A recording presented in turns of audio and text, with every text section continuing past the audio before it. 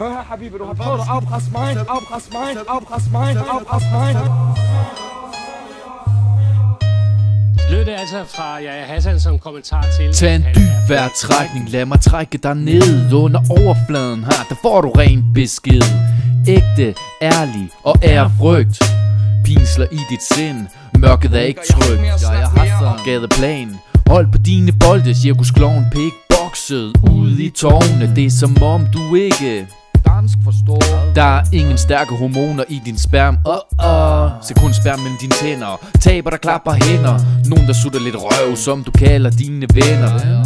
Paranoide individ, din egen psyke har fået dig godt ud og skide. De fucking manifeste dødsdom for livet. Det står skrevet med store bogstaver, død og pine.